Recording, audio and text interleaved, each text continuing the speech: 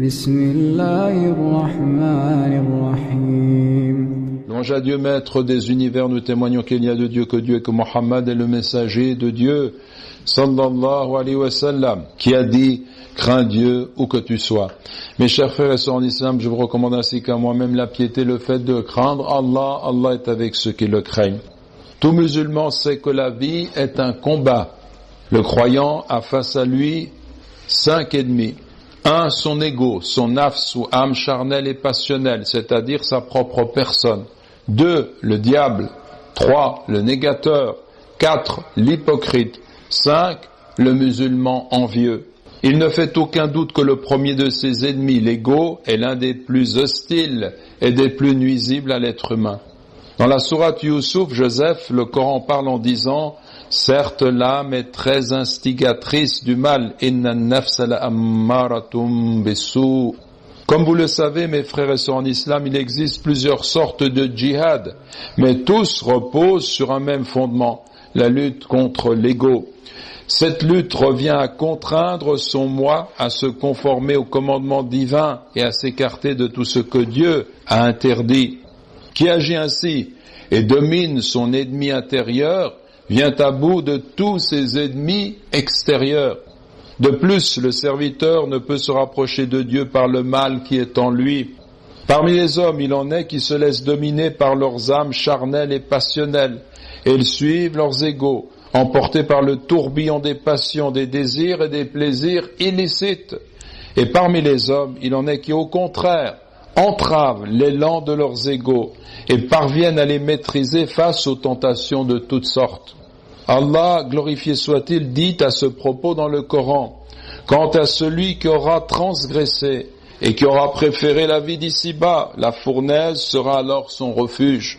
Et quant à celui qui aura redouté de comparaître devant son Seigneur, ou qui aura redouté la haute position de son Seigneur, maqam rabbih, et qui aura interdit à son âme de se laisser entraîner par la passion, le paradis sera alors son refuge. » Le djihad en-nafs, la lutte contre le moi, comprend à la fois le fait de nous demander des comptes à nous-mêmes par un travail d'introspection sur nos manquements et de contrer nos âmes charnelles et passionnelles dans leur propension au mal.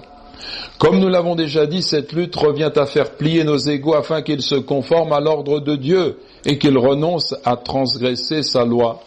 Le savant El-Manawi en a donné la définition suivante. Le djihad en-nafs revient à conduire l'ego à supporter ce qui est pénible pour le corps et à contrer la passion, à contrer el-hawa. On a dit également en substance que cela revient à donner tout ce qu'il est possible de donner pour obéir à Dieu.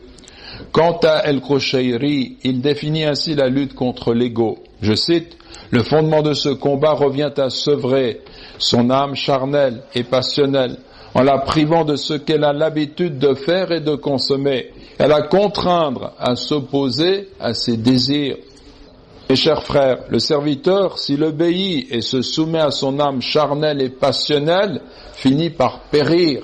Il est sur la voie de la perdition.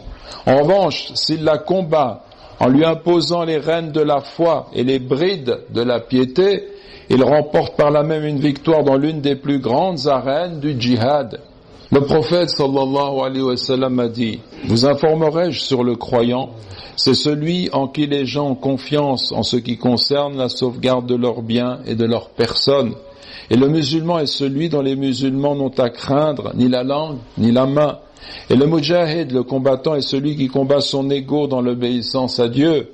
Et le muhajir, l'émigré, est celui qui délaisse les erreurs et les péchés. » Donc quand notre prophète, dans ce hadith authentique, nous dit qui est le mujahid, on s'attend à une définition beaucoup plus précise par rapport à nous, enfin une définition différente, c'est celui que l'on voit arme à la main combattre l'ennemi, le mujahid.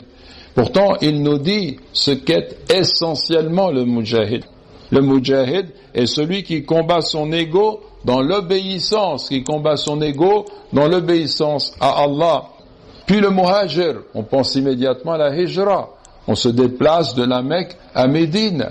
Eh bien, il nous dit le muhajir est celui qui délaisse les erreurs et les péchés. qui délaisse les erreurs et les péchés pour aller vers Allah subhanahu wa ta'ala. Et pour ça, il faut combattre son ego. Ainsi, mes frères et sœurs en islam, la lutte contre l'ego fait partie des meilleures formes de combat que mène le croyant. Ibn Battal a dit, le djihad contre l'ego, l'âme charnelle et passionnelle, est le djihad le plus parfait.